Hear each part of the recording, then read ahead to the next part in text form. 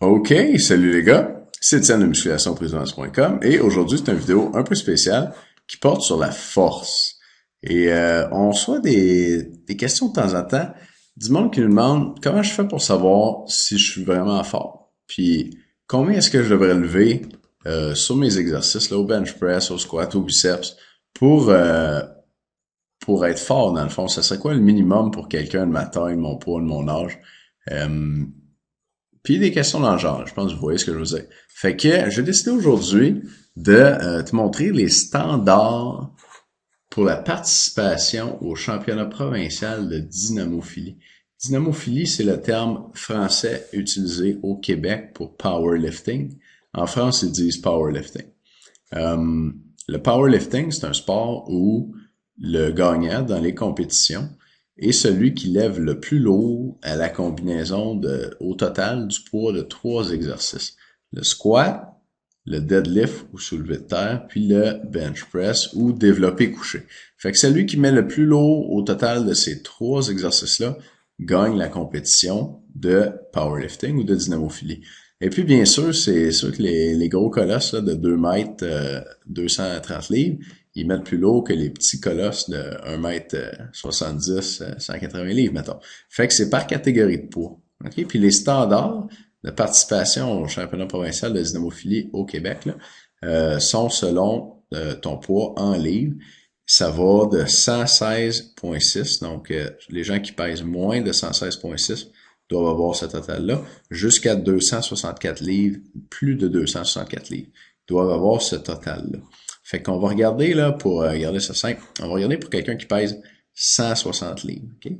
Quelqu'un qui pèse 160 livres va être dans la catégorie de poids qui est en dessous de 162,8 livres.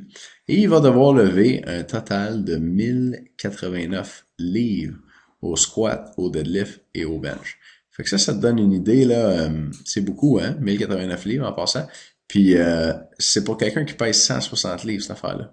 Fait que c'est pas pour quelqu'un qui en pèse 200. Et fait que le tableau, là, te montre le total minimum que tu dois soulever pour participer au championnat de dynamophilie du Québec. Puis ça, c'est pas les records au Québec, là, ou c'est pas ce qu'il faut faire pour gagner le championnat provincial, c'est juste pour participer. Fait que si tu pèses 160 livres puis tu lèves pas 1089 livres au squat, deadlift, bench combiné, t'as pas d'affaire, là. Tu peux même pas participer. En fonction de ta catégorie de poids, bien sûr. Exemple, si tu pèses 162,8 livres, tu dois soulever au moins 1089 livres. Et puis, blablabla. Ces standards-là, c'est pour des hommes de 23 à 40 ans. Si t'es plus jeune, ça va être un peu moins. Puis si t'as plus de 40 ans, ça va être un peu moins aussi. Fait qu'on va regarder un exemple pour un homme de 160 livres, OK?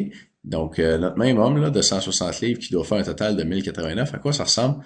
Ça ressemble à, pour le développé couché pour le bench press, 225 livres, donc ça c'est deux plates. Pour le squat, 390 livres, ça c'est trois plates 25, un 10 puis un 2.5. Donc presque 4 plates au squat. Et puis pour le soulevé de terre, c'est 5 plates, un 10 puis un 2.5 aussi.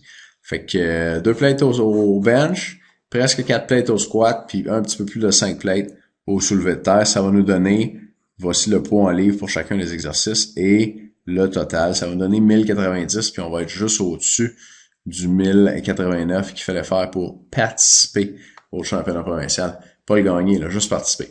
Fait que je charge pour un homme de 160 livres pour atteindre les standards minimum pour participer au championnat provincial de dynamophilie. Une couple de remarques là-dessus. Ben, les standards sont pour une seule répétition. En dynamophilie, tu fais une rep. Fait que c'est sûr que toi, si t'es habitué, mettons, au bench, de mettre, on va dire, une plate, 135 livres, mais tu fais des séries de 12. Si tu t'entraînais là, un tout petit peu, d'ici 2 semaines, tu mettrais facilement une plate et demie pour une répétition. Fait que t'es peut-être pas si loin que ça. Même chose pour le squat et le soulevé de terre. Les standards sont conçus pour des athlètes qui compétitionnent avec équipement. L'équipement te permet d'ajouter 20 à 150 livres. Ça dépend de l'équipement, ça dépend de ta force euh, aux exercices, surtout au développé couché et au squat, avec ce qu'ils appellent des powerlifting suits. C'est des genres de combinaisons élastiques qui t'aident à faire les exercices. Fait que ça, c'est sûr que si tu t'entraînes sans équipement, ça semble beaucoup. Avec l'équipement, c'est un peu plus facile à faire. Donc, faut en tenir compte. Finalement, tu te demandes peut-être le rendu ici, mais à quoi ça te sert d'entraîner ta force? Pourquoi être lourd? Pourquoi être fort, pardon? Ben, augmenter ta force va t'aider à prendre la masse. Parce qu'un poids plus lourd augmente la tension mécanique et que la tension mécanique est un des trois mécanismes de l'hypertrophie musculaire. Et puis j'en parle dans une vidéo que tu peux aller voir ici. Fait que finalement, pour les membres, j'ai une deuxième vidéo aujourd'hui avec une erreur fréquente à ne pas commettre si tu veux augmenter ta force. Je vois beaucoup de gars qui s'entraînent dans les gyms puis qui font cette erreur-là. Euh, je, écoute, je vais te donner des détails, là, mais je vais pas te vendre le punch, fait que tu peux aller voir ça dans la vidéo pour les membres. Si t'es membre, tu vas voir la vidéo. Si t'es pas membre, tu vas voir quoi faire pour le voir. Fait que merci de m'écouter, puis on se revoit dans un instant dans la deuxième vidéo. Salut!